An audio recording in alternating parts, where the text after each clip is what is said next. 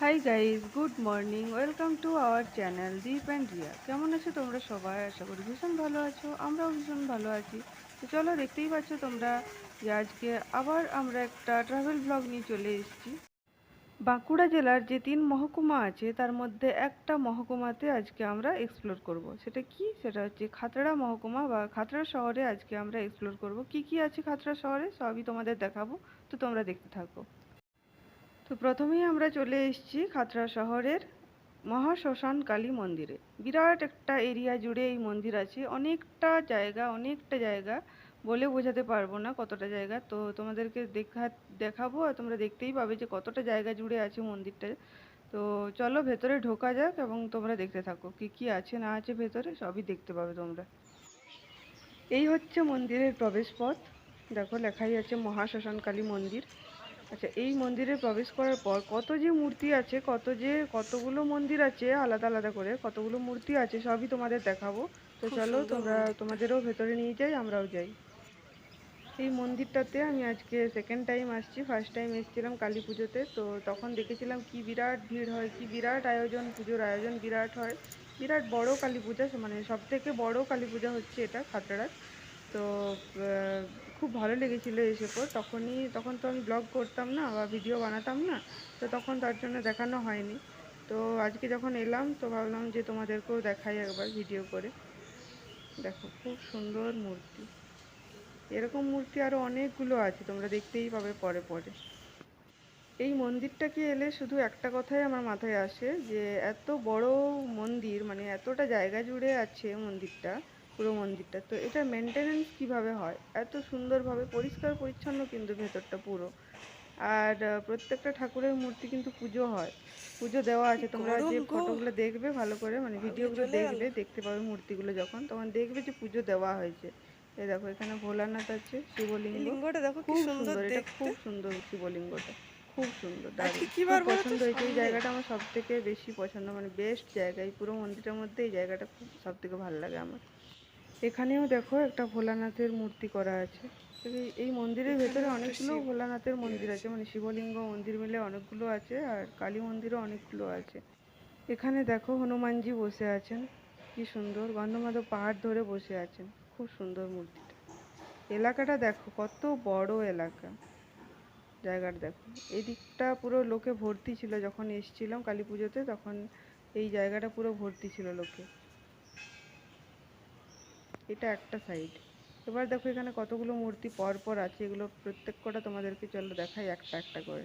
গেটগুলো তোমরা দেখতেই পাচ্ছ যে লক করা আছে, প্রত্যেকটা মন্দিরে গেট লক করা আছে। তো আমি এই গ্রিলের ভেতর দিয়ে তোমাদেরকে দেখানোর চেষ্টা করি, তো তোমরা দেখো যতটুকু দেখতে পাও। দেখো, পুজো দেওয়া হয়েছে কিন্তু, হ্যাঁ আজকেই পুজো দেওয়া হয়েছে, দেখেই বোঝা যাচ্ছে। তো দেখো, খুব সুন্দর, দারুণ।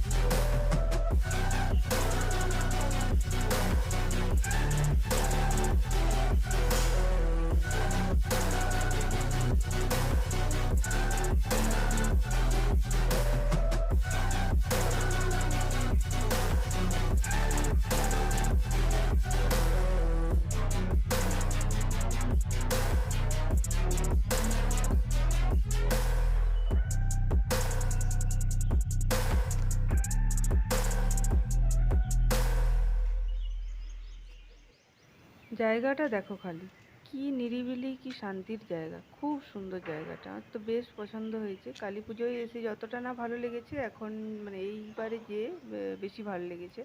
খুব ভালো, লোকজন নেই বেশি। ওই দিকটাতে বেশ কয়েকজন ছিল, এই দিকটাতে কেউই নেই।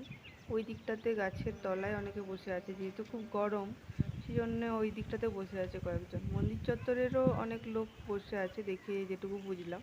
আর ঠাকুর মশাই ছিলেন, ওনার সাথে কথাও বললাম পুজো পারপাসে। তো যাই হোক, খুব ভালো ট্রিপ ছিল, খুব ভালো জায়গাটা, খুব ঘুরে মানে খুব ভালো লেগেছে আমার। এত ভালো জায়গা, ভীষণ ভালো লেগেছে। তো চলো এবার আমরা বেরিয়ে যাব। তো তার আগে তোমাদেরকে আরও বেশ কয়েকটা জায়গা দেখিয়ে দিই। মায়ের ঘাট আছে এখানে দেখো, যেখানে এই ঘাটে মানে এই পুকুরের এই ঘাটে শুধুমাত্র মায়ের যে কাজ সেই কাজই হয়, বাদবাকি কোনো কাজ হয় না। এখানে লেখাই আছে দেখো, মায়ের কর্ম ছাড়া অন্য কর্ম নিষিদ্ধ। তো যাই হোক, জায়গাটা ঘুরে ভীষণ ভালো লেগেছে। এবার তো আমাদেরকে ফিরতে হবে এই জায়গা থেকে। চলো তোমাদেরকে আরও একটা অন্য জায়গায় নিয়ে যাই, খাতড়ার ঝর্ণাতে নিয়ে যাবো তোমাদেরকে এবার। তো সেখানে যাওয়া যাক, আর চলো তোমরাও সাথে আমাদের। অনেকেই বলে, এখানের চত্বরের লোকেরা অনেকেই বলে যে খাতড়াতে ঝর্ণা আছে নাকি। তো সেই ঝর্ণার খোঁজেই আমরা বেরিয়ে পড়েছি আজকে। চলো তোমরাও যাই, যদি পেয়ে থাকি ঝর্ণা তো অবশ্যই তোমাদেরকে দেখাবো। তো চলো এগিয়ে যাই। আমরা এখন ঝর্ণা দেখার পথে চলেছি, ঝর্ণা দেখার উদ্দেশ্যে এগিয়ে যাচ্ছি সামনের দিকে।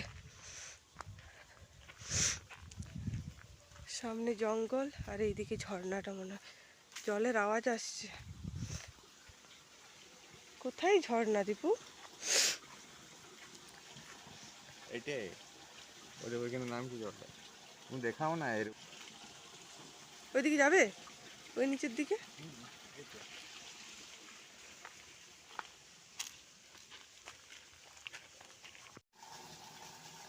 চরম দেখতে লাগছে কিন্তু, যাই বলো।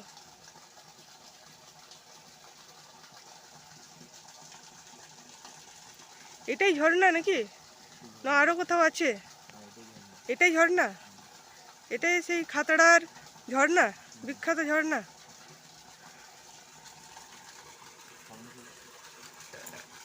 আরো সামনে যাব। তো তোমরা দেখতেই পেলে খাতড়ার যে ঝর্ণা, এটা কিন্তু অ্যাকচুয়ালি কোনো ঝর্ণা নয়, এটা প্রাকৃতিক ঝর্ণা নয়। এটা হচ্ছে একটা ক্যানেলের লক গেট আছে। এই যে ঝর্ণা দেখতে পাচ্ছ তার উপরে একটা গেট বানানো আছে, ক্যানেলের লক গেট। তো সেখান থেকেই জলটা পড়ছে, এবং সেই যে জলটা পড়ছে এটা কিন্তু বলা যেতেই পারে যে কৃত্রিম ঝর্ণা।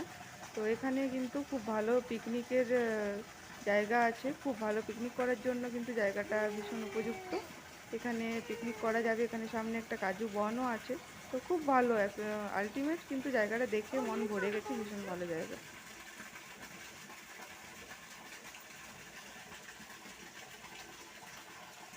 করো এরকম করো, চোখ তোমার চকচক করছে।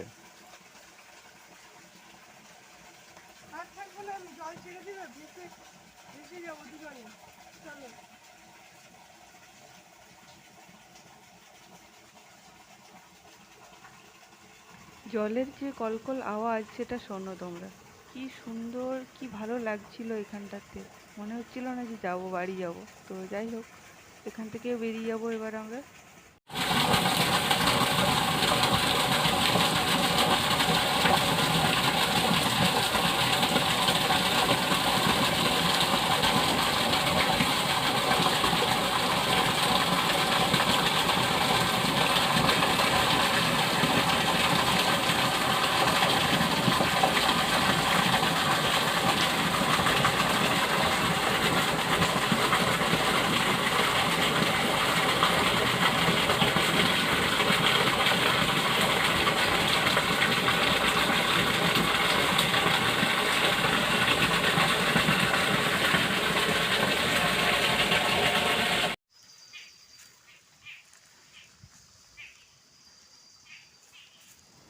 একদিকে জলের কলকল আওয়াজ, আর একদিকে পাখির ডাক আর ঘন জঙ্গল, সবে মিলে কিন্তু ভীষণ ভালো ভিউ পয়েন্ট ছিল, খুব ভালো জায়গা ছিল, পিকনিক করা যেতেই পারে।